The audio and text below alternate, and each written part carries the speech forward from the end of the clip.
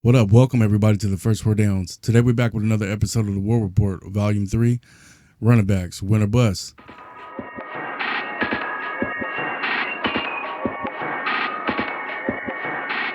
Okay, people, it's draft day.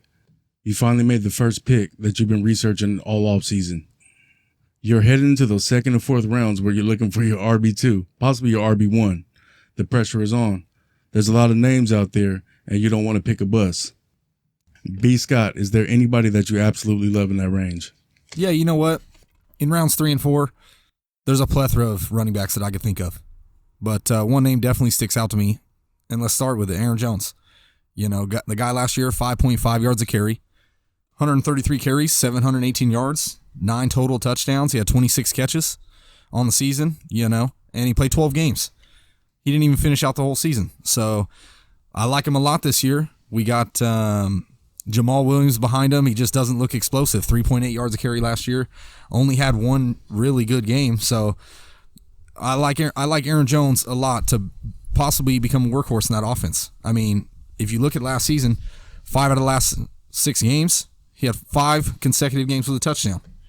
So, yeah, I think Aaron Jones has a super upside in that 3rd and 4th round, and I'm after him all day. I mean, especially if you take one running back in the top tier, or you're fading running backs in the first couple rounds. I think Aaron Jones, he could potentially be your RB1 on a weekly basis. I think a lot of people are missing what Matt LaFleur really does. If you look back to his track record, you know what I mean, through 15 and 16 with Atlanta, he was able to utilize Devontae Freeman and Tevin Coleman in the passing game pretty well. And in the 2017 season, Todd Gurley had almost 800 yards in that. So if Aaron Jones gets that kind of workload, which everything in camp points to him catching more passes out of the backfield, this guy could be a top 5 upside type player that you get in the 3rd or 4th round. They have a dynamic passing game already. You know what I mean? You got one of the greatest quarterbacks that ever played a game in Aaron Rodgers. Devontae Adams, absolute beast. You know what I mean? Double-digit touchdowns every year. Then you got MVS, 6'4", running 4.3 speed. Geronimo Allison running out of slot. So, and Jimmy Graham in the red zone. So, that opens up the lane for them to run the football effectively. You know what I mean? Like you said, they got Jamal Williams, but I mean, let's be honest here. Jamal Williams is not taking too many touches or taking over Aaron Jones' spot. All the hashtags are free Aaron Jones, and I think that's what they need to do. This is a guy on minimal carries with that kind of workload in the passing game. You're looking at a Jamal Charles-like player that you're drafting anywhere in the 2nd or 4th round. Wherever you take him, that's fine. If you have to reach for him, go grab him. Everybody's looking for the new Alvin Kamara, the new Arian Foster. You might want to grab this kid, Aaron Jones, right now, or you'll be sorry. So what about Matt LaFleur last year in Tennessee? Yeah, the thing about that is, if you look at his track record going back to Atlanta and the Rams, he's used the passes. What I do know is that in fantasy football, everybody remembers the last thing they see. And Derrick Henry getting his production at the end of the season is probably more of a personnel type flaw rather than scheme from Matt LaFleur. Yeah. Derrick Henry, I think with the consistency that he'll have with his volume and what he can do, he's going to be a terror against your opponent every week. You know what I mean? As your RB2 or in your flex. It's going to be hard to just, attribute for those points every week. You know what I mean? So that's one guy maybe in the 3rd or 4th round that you'd be looking towards the get. I would take him over, guys like Marlon Mack and guys like Dalvin Cook. This guy's going to average you around 14.5 points to 18 points a game with potential for bigger ones. We've seen what he did against Jacksonville last year. You know what I mean? So he could put you up at 30. So there's value there. Of course, he's not going to catch a lot of passes out of the backfield, but the consistency that he's going to have carrying the ball and what he can do, I mean, that's a no-brainer pick. You know what I mean? He's the Shaquille O'Neal backs right now. He's just not going to catch no passes for you. So there's no PPR love there, but, Yeah, but you look at his stats last year, 240 yards, 4 touchdowns in one game. 25% of his production for the fantasy season, entire season, came in one single game. Yeah, that's what you want for your RB2 or your flex. You know what I'm saying? A guy that can explode like that. But realistic is not really fair to gauge him on that because he didn't get his carry to the end of the year. Going into this year, they want to build the offense around him. Tennessee does. So if he's getting 20 plus a game, you can expect a lot of that from him. Well, he only finished, I want to say, the last three of the last 4 games, 3 of the last 5 games with 20 plus carries. In the beginning of the season, he's still averaging anywhere from 10 to 15 carries for 40 yards, 50 yards. So I worry about his schedule as well, and whether Mariota's going to be the starter over there. I mean, if they struggle on offense, they got a pretty brutal schedule. They play a lot of top 5 offenses in the first 8 weeks of the season. So they fall behind early. It's going to be hard pressed to run the football heavy when you're behind by 14 points. You got to take that into account. So, and if they don't give him the ball in the backfield like that, he is not going to get any other points. There's no way around it. I seen him kill Jacksonville last year. Yeah, absolutely destroyed Jacksonville. When Jacksonville gave up on the season. Probably the best run stop defense in the league that we've seen in a very long time. I like him around 4.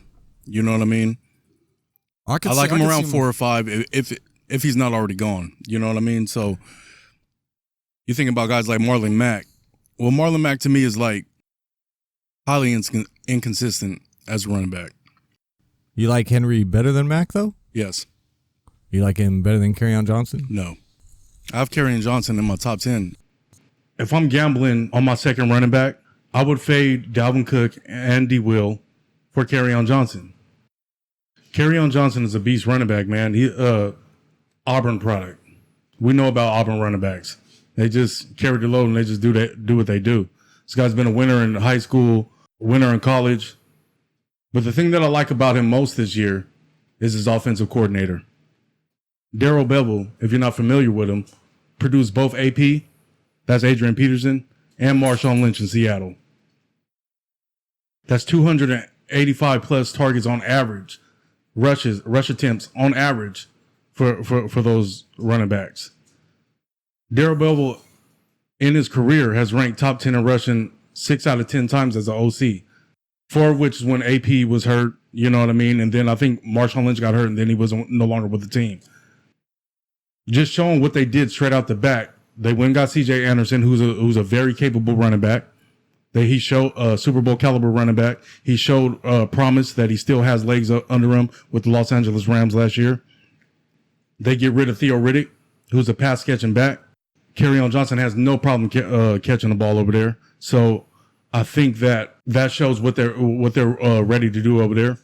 Under Coach Bevel, his offenses have reached the top 10 in receiving only twice.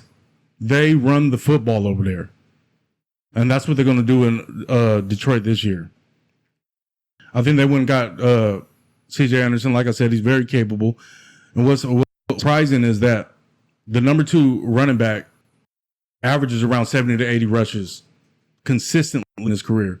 I don't think C.J. Anderson is going to do much from taking carries away from Kerryon Johnson. If you gave Kerryon Johnson 280, maybe 270 rushing attempts, that'll put him on track for somewhere around 1,300 yards. You know what I mean? And his pass catching ability, he caught 32 passes last year. I mean, come on. What more do you want out of a second-round running back? Dalvin Cook or D. Will is not primed for this kind of workload. Yeah, Kerryon had 118 carries. You got to at least double that if he can stay healthy through the season. No Theo Riddick for the passing downs at all. So you got Kerryon there. C.J. Anderson, he's going to eat in a little bit, maybe 5 to 7 carries. That's about it. Mix and match. And C.J. can catch out of the backfield if he has to, so it's a perfect mix and match, honestly. But there's nobody over there to steal anything away. Kerryon's health is the biggest concern, but you double his numbers, you're looking at 1,200, 1,300 yards. You're looking at 6 touchdowns at least, and he's joining with the offensive coordinator of Bevel, who's probably going to run in that red zone a little bit better. He could have double-digit touchdowns and had 32 receptions last year. Just think about doubling that. That's 64 receptions. Yeah, man. You're looking at 500 receiving yards. So he could have 1,800 all-purpose yards. He could have 10-plus touchdowns. And a guy that's going to, week in and week out, be able to give you those fantasy points. Yeah. Solid at the RB2, especially if you draft one.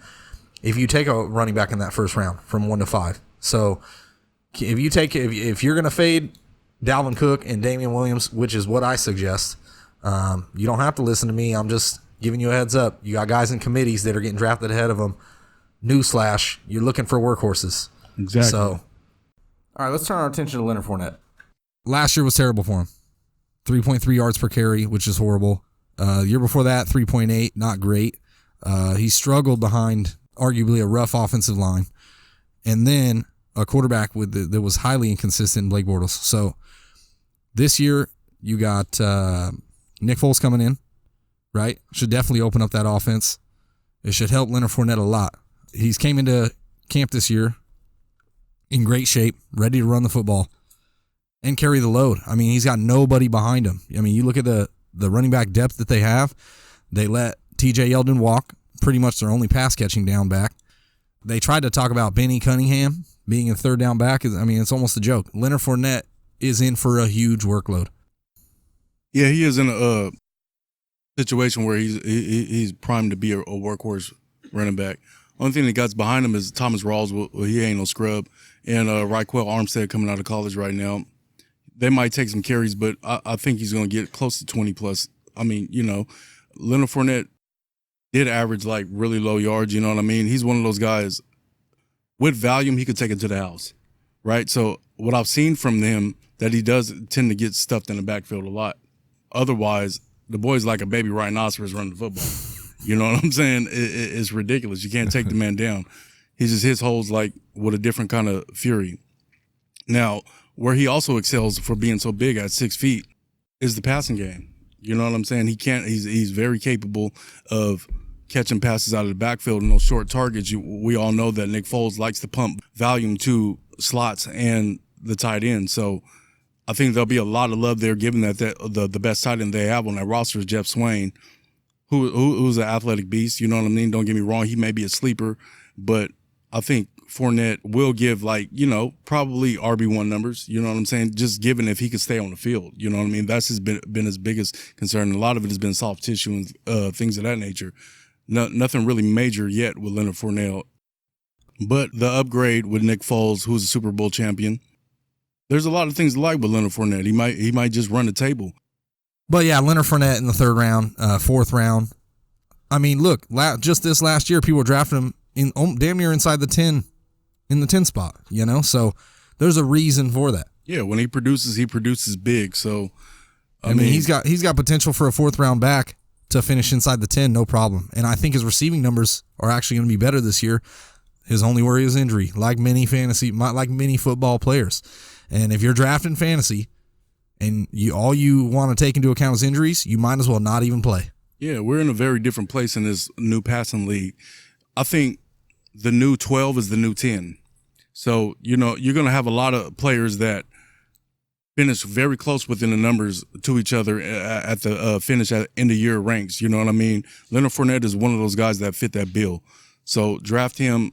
I'll draft him with a little bit of buyer beware, injuries and problems off the field. But, I mean, disregarding that because you can never predict an injury. But production-wise, he's primed to get 18 to 20 carries a game. He's going to catch passes out of that backfield. And he's going to be the centerpiece of that offense. The only reason I really brought up Kerryon is just because you guys were already talking about Aaron Jones and Marlon Mack, so he just kind of fits in that piece of probably where he should be at. That's the only reason why, as soon as you were on, Marlon Mack and Aaron Jones, I was like, Kerryon's got to fit right up in there with those pieces. Well, the thing with Marlon Mack is, when you look for a RB1, right, there's certain tiers to running backs that hold true. You have the elite that come off that from last year. Then you have that second tier that can be in the top 5, which are ranked in the top 10. Then you have those guys that can rank in the top 10, right? And then you got guys after that. Marlon Mack is a great athlete, great pass catcher out of the backfield, highly inconsistent. No, we haven't seen a giant workload history with him though, right? It's kind of no, he was second year back last year, and even his first year he didn't carry no load or anything like that. He didn't have any carries, so that's what I was. It's hard to judge. So when you're drafting, especially in the second and third round, possibly the fourth round, you're looking for running backs who can absolutely finish in the top 10. Guys that could finish in the top 5 are guys who can lead the league in rushing. So you ask yourself that question. Can Marlon Mack lead the league in rushing? Does he have everything around him to be a contender to finish in the top 5 and lead the league in rushing. No, he doesn't. He's not going to lead the league in rushing. No, he's especially not not in that division. Strong defense is there. They have a great passing game, of course. They run out of shotgun almost 90% of the time. Can he finish as a top PPR back? Yes, he can. But his games are very inconsistent. He's another one of those guys that don't have very many rushing games over 100-plus yards. But what makes up the points is his passing and that ability. Don't get me wrong, that still will probably average you somewhere around 12 to 15 points a game, which is dynamite. You know what I mean? That's the kind of guy you want. But do I think that he absolutely has a chance to finish in the top 5, top 10 in running backs? I don't think so. He'll be right under that cut. Yeah, this is my thing also when you're looking at top 5 backs. Every year, 4 to 5 running backs get drafted. And every year, 1 or 2 of those guys finish inside the top 5, the others do not. So, typically, you're getting value after the 10 running backs that are drafted. 2 to 3 of them are going to finish inside the 5. So, not to mention, there's always 1 or 2 rookie running backs who finish inside the top 15 or top 10. Can Marlon Mack fit that bill? I just don't see where that production is going to come from, especially with Nyheim Hines in the back, still catching passes out of the backfield. You know, they're all equipped all around in the passing game. So, yeah, I see him as a top 15 back. You know what I mean? A consistent top 15 back. But, you know, there's guys that I will put in front of him. Joe Mixon, I would draft Joe Mixon in front of him. Does Joe Mixon have a chance to finish with the rushing title? I think not. I think he won't even get close. Probably 1,100 yards. That offense is just terrible. You know, you got another year with another injured A.J. Green. Andy Dalton sucks. Tyler Boyd is primed to make a breakout, of course. John Ross still can't stay on the field. Is Tyler Eifert going to play this year? We don't know. John Ross. The only plus there is Marvin Lewis is not there anymore. So that's the only plus that you can get for more offensive production. That's a losing football team. Cleveland is going to take over that division. It's going to be them in Pittsburgh. And I just don't see a lot for Joe Mixon to thrive as a top 5 back. Is he valuable enough to be drafted in the second round? Of course. You know what I mean? It showed last year, even with missing games, he still finished pretty high. Yeah, he'll probably be somewhere. I see him probably finishing somewhere between like 8 to 15. Like he could barely hit that top 10, but he's probably going to finish on the backside closer to 15. I would say he finishes within the 12 to 15 range. Okay. You know what I mean? Possibly out of the 15. Well, considering the rookie running backs is coming out. You know what I mean? Going to be hard for him. Him and Kerryon, what I like about him and Kerryon are probably the closest to Le'Veon Bell as far as, you know what I mean, yards before they get touched. That means they have the patience at the offensive line and they have the vision to see that and excel with the speed very quickly. It's really uncanny. But he's another one of those guys who can catch out of the backfield. But just given the offense as a total and where they at in that division, I just don't see where he will rank or where he would be able to rank in the top 10. Yeah, offenses are huge, you know, and I heard something the other day where no running back has finished inside the top 6 being on a bottom half offensive team. Wow. Never. So if your guy isn't in the top 16 teams of offense, he will not finish inside the top 6. What's that say about Le'Veon Bell being on the Jets? You know what? I think Le'Veon Bell being on the Jets is going to be right in the middle. They're going to be middle of the road on offense, I think. Their offense is definitely going to be increasing. Don't get me wrong. I'm not putting them super high, but I think they can easily be middle of the road on offense. I got Le'Veon Bell my 6 back right now over David Johnson, over James Conner. Are you kidding me? It's Le'Veon Bell. Well, I know what I was saying was his reference is like the Jets' offense isn't explosive, so how hard is it going to be for Bell to jump up into those top ranks? Think about that. They have a lot of promise over there, right? So you got Sam Darnold coming in the second season. He should be better. I like Roby. Roby hasn't been able to stay on the field, but I like him as a deep threat to open that offense up. I think Jamison Crowder sucks. Herndon, when he comes back, will be great. But I think those first 4 games, you'll see a lot of touches to Le'Veon Bell, like in the passing game. The man has had 400 touches before. So a year off, you know what I'm saying, come back, get his body right. I think he'll be right back in that mix, you know. Top 10, easy. Top 5, easy. You know what I mean? That's kind of talent that he has. And you speak of the offense, they've never had nothing like Le'Veon Bell. With Darnold. True. Not since LaDainian Tomlinson, I think. It was the last time they had a dynamic running back. You know, Corwell and them, they did pretty good. You know what I mean? But they wasn't that. You know what I'm saying? Yeah. They had their explosive games. You know what I'm saying? Crowell and Powell. Yeah. But and McGuire, whatever. Yeah. A buffet of running backs. But now you got Le'Veon Bell. Hopefully he can stay on the field. I think he's only in his career finished 1 full season, whether it be injury, whether it be suspension, things like that. You know, he's missed some time. So he stays on the field. I think that offense, like I said, it finishes right in the middle of the road. If he finishes inside the top 16, he can finish as the top 6 back. You know? And I think they will. Robbie Anderson last year came on strong.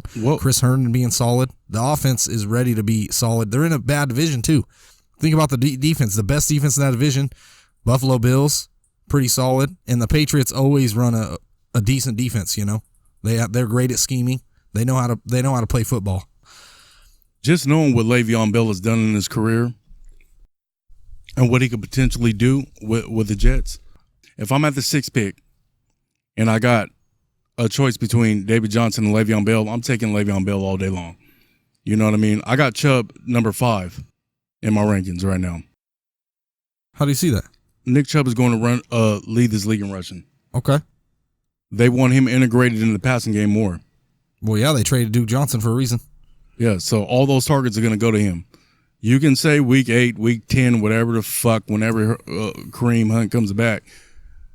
What if Kareem Hunt don't come back? What if Kareem Hunt is a year removed out of football and gets hurt?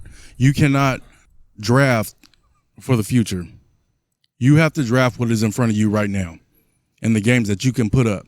If you want to win fantasy football, you make your game plan and you stick to it. Le'Veon Bell, Nick Chubb, those kind of guys, jackpot. Nick Chubb, for me, the only question I have no question he has the opportunity and the chance to lead league in rushing. Absolutely.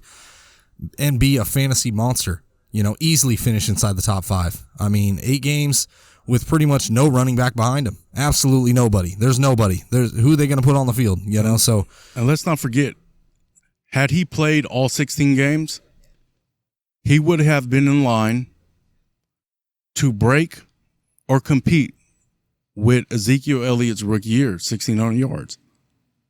This guy's going to destroy the league this year. He is going to come in and wreck this league. You got Odell over there, Jarvis Landry, elite at what they do. Elite in the slot, elite on the outside. They got a pretty good athletic tight end, and they have one of the most efficient quarterbacks coming out of college in the history of the game. Baker is set to be good. So everything, all pieces of offense are going to be there to help Nick Chubb open up that offense. He could finish leading the league in rushing. I have no doubt about it. No problems. My only worry, which you can say whatever or not, is Kareem Hunt is no scrub, man. Led the league his rookie year in rushing. You know? So that was a year and a half ago. No, 2 years ago now. Okay, you say that now. You take Nick Chubb, and he's RB2 in week 15, 16 when you need him for championships. He will still lead the league in rushing. That's fine. You need he's going to have 1,000 yards in 8 weeks and then 600 yards over the last 8 weeks because Kareem Hunt's there. That would give him the rushing title. That's fine. That may not give you a championship in fantasy football. That's my only bugaboo, my only That worry. will give you the playoffs. It will give you the playoffs, absolutely. You need to get there before you got to worry about it. And you need to win games exactly before you have to worry about it. You cannot predict any of these things. So draft Nick Chubb with confidence. That's another guy that's being drafted just outrageously high. I mean, the guy is talented. There's no question about it. But you don't see it on paper. I mean, realistically, you see him catch passes out of the backfield all day. But when it comes to actually rushing and running the football, he just hasn't done it. and he hasn't stayed healthy enough to even matter. You're looking at Dalvin Cook being drafted as the 8th running back, 9th running back. That's way too high for a guy that easily is going to finish outside the top 10, in my opinion, even if he stays healthy. He's got to worry about Alexander Mattison already, rookie, already slotted as the number 2, and he's a true workhorse back that's carried the load in college, 200 carries, 300 carries, no injuries, no worries, So Dalvin Cook, you're worried about an injury. Alexander Mattison could end up being in a full-blown committee halfway through the year, and Dalvin Cook's value is completely gone. True. I don't see anything wrong with that. Dalvin Cook's injury history almost lends him to probably get coddled a little bit to try and ease the load off of him. So, and Madison looks pretty darn good. And well, they felt comfortable enough to let Latavius Murray walk in free agency, and they draft Alexander Mattison. Here's the deal. In the draft. So against the Miami Dolphins in the 2018 season, Dalvin Cook put up 137 yards rushing and 2 touchdowns. If you remove that game, he has 100-yard rushing game and 2 rushing touchdowns. 14 games career. This is the guy that you taken in the second round to win your league over guys who you know is going to get a workload like Kerryon Johnson, Aaron Jones, dynamic playmaker. Shit, Matt Breida at this point. Cannot stay healthy on the field. I don't know, B. Scott, didn't you give me a stat that said that last year when he missed 5 games, Latavius Murray came in there and had a touchdown in every single game? Yeah, six games. Latavius Murray started, 5 touchdowns. So I'm sorry, fantasy owners, that's embarrassing. Dalvin Cook, that's embarrassing. I don't see where he should absolutely be ranked in the second round, given his production. Why is he still a hype player? Why is he still there? I don't understand it. The only reason that people are doing it is because when he first came out as a rookie, his first maybe 3 or 4 games, he produced solidly, and he looked very good doing it. But then injury, and then another time he comes back and he just doesn't look right, and another injury, and he's just out. So I'll give you this. The only guy that we've ever seen have a shitty 2 years and then come back and be a top 5 back in recent years is Melvin Gordon. True. Are you going to gamble that this season? Is that going to make you secure the bag? I don't think so. I think you're better off taking chances on Fournette. I think you're better off taking chances on Aaron Jones. Guys like Derrick Henry, who you know is going to get the workload. You know what they can do. Alexander Mattison is breathing up this guy's back. The coaches love this guy. He's already – here's the thing. Rookie running backs typically in preseason are buried on the depth chart no matter what. Look at Miles Sanders right now. This guy is already slotted at the number 2. He is going to take touches from Dalvin Cook all day long. How many? We don't know yet. They want to get back to the point to where they can rely on their running game and squeeze out clock. They have a really good defense. Of course, they got a dynamic passing game, but they want to be able to run the ball. They have not been able to do that with Dalvin Cook. I think the most carries he's ever taken is 17, 18, something like that. They have not been able to run the ball since Derek Bevel. Even if you look at the duels that they had with Asiata and McKinnon and guys like that, that's what they want to do. They want to run the ball. They reached up in the NFL draft this year in the 3rd round to take Alexander Mattison.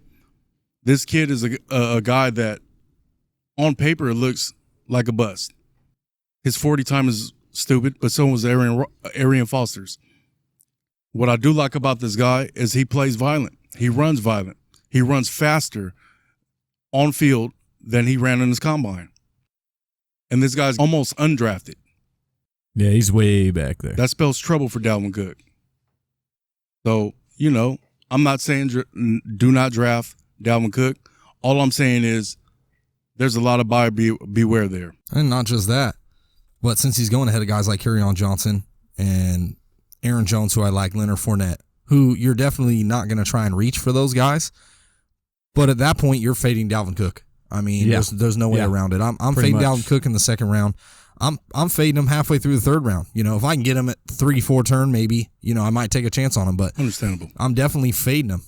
I mean, there's too much value, especially in the middle to the end of the second round, where there's 2 tight ends still on the board. Patrick Mahomes, if you really want to, and I'm hard pressed to take Dalvin Cook at all. So there's just too much depth at the running back position in those early rounds to draft Dalvin Cook, in my opinion. I definitely agree. I mean, look, and depending on where you run drafting at in the first round, and then you wrap around Dalvin Cook is right there, and Patrick Mahomes is not taken off the board. Come on, man, that's a no brainer. You know what I'm saying? And why is the guy being drafted in the second round? Makes no sense. Yeah, you know what? And then also, like you said, with that the acquisition of Madison and then liking him so much, now that you draft Dalvin Cook, you almost have to handcuff your own guy, especially a second-round pick. Ain't no way you're not handcuffing him. And for pros or people that don't really know, what does that do to you on the waiver wire when those hot guys every single year between week 1 and week 4, they blow up? What does that do? Are you going to drop Dalvin Cook, or are you going to drop Alexander Madison? You're stuck. Yeah, that's a perfect explanation for that. All right, we got one more running back that's sitting there in that pack in the middle rounds. Damian Williams. More in the middle rounds. He's getting drafted way too high. 3rd round. Ooh, he sucks.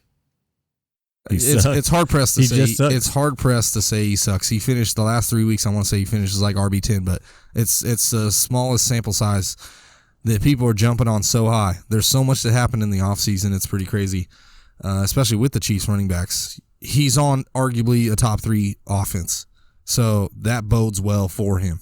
That's the only reason he's being drafted so high. A guy that's been in the league for 5 years and has never had over 100 carries. I mean, think about that. Never had over 100 carries. And he was on a team. He was on a team with Kenyon Drake. They were a pair, and he still didn't get 100 carries. You mean Kenyon Drake was just busted him up for touches? Not even busting him up. Even after Kenyon Drake got hurt, it was like the third guy came in. It's like Williams was never utilized early downs. He hasn't been in his entire career. You're drafting a guy at 9-10 running back that maybe he slides to the 12th running back, right? 9th to the 12th running back of where you're going to be drafting running backs, and you're going to take Damian Williams? Is there another guy over there? Here's the thing about Damian Williams, and I agree with you there. In his tenure with Miami, there's been a host of trios there. He's had touches. He has done nothing with his rushing attempts, ever. You know what I mean? This is a 6-year breakout. I don't think there's a category for that. Okay, so he goes to the Kansas City Chiefs last year after the Kareem Hunt suspension. They have no choice but to use him. Whatever. Freshest legs in the league where people are beat down. A lot of defenses are bowled over. Injuries. Everything else that you could think of. And honestly, he slapped. He did what he did. You know what I mean? The thing about this is Andy Reid does produce running backs. This is not an Andy Reid production. Andy Reid did not draft Damian Williams. Andy Reid did draft Darwin Thompson, who is showing a lot of promise right now. They like this kid a lot. They already have him slated over Carlos Hyde.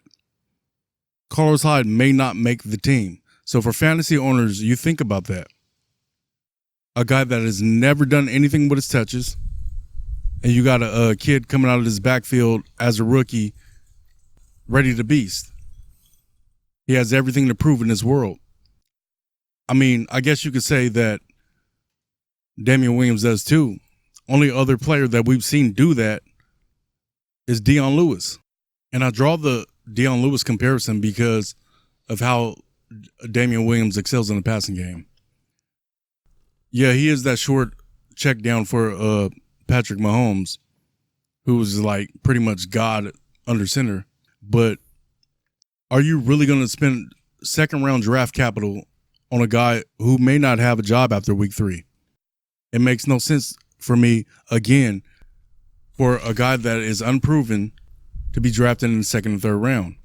These are the rounds that you want to hit in your fantasy draft.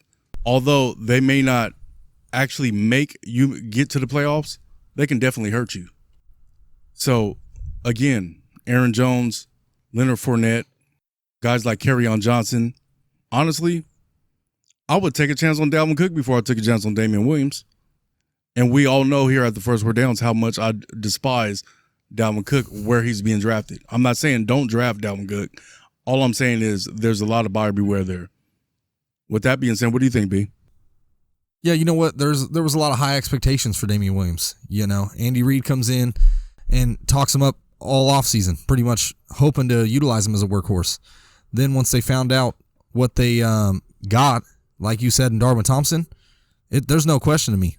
Darwin Thompson looks explosive, man, and easily fits the same role that Damian Williams played last year, maybe even more. So where I would put him as a rank, I'm putting Damian Williams easily outside of my top, probably 15 backs, and I just wouldn't take a chance on him. Let your opponents take chances on these guys and take the risks that are not worth the draft position. So, I mean, I could see maybe a 4th round pick, maybe, but I still just don't see the risk involved. I mean, he's got Darwin Thompson on his tail, just like Dalvin Cook with guys on their tails. You're better off taking chances with guys like Leonard Fournette around later, Aaron Jones around later, who truly have no one behind them. I mean, Jamal Williams, come on, man. Sucks. So, and even with Leonard Fournette, Thomas Rawls, you know, he's been injured throughout his career. He's kind of a journeyman too. He's moved on from Seattle, so there's no true competition there. You got true workhorses that are ready to carry the load, and I'm fading anybody that's not like that. I mean, especially guys like him who's already pretty much come in hurt with the hamstring. So, yeah, you know, if you come in early from a hamstring, that's always prime for you to re-injure that hamstring or cause another injury because you're trying not to run on that hamstring. So, yeah, I think that's a good take. You know what I mean? It's a fade for me. Dalvin Cook is a fade for me, and don't get me wrong. If Dalvin Cook falls to me around later, maybe it's a possibility. But 2nd round value, no way. Damian Williams ahead of Kerryon Johnson, no way. Hell, even ahead of Aaron Jones. And Aaron Jones going around later. I still wouldn't take him over Aaron Jones. The upside with those guys is too crazy. I'd rather take chances on guys with high upside than guys that you hope you're going to get something, but you know they haven't produced yet. You know they haven't shown flashes of greatness. You're taking guys like Dalvin Cook and Damian Williams who have had minor success in their career that is not projected throughout. And you got Aaron Jones, average over 5 yards a carry. Kerryon Johnson, average over 5 yards a carry.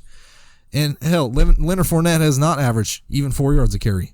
But with the volume he gets, I'll take my chances with that all day. And this has been a War Report.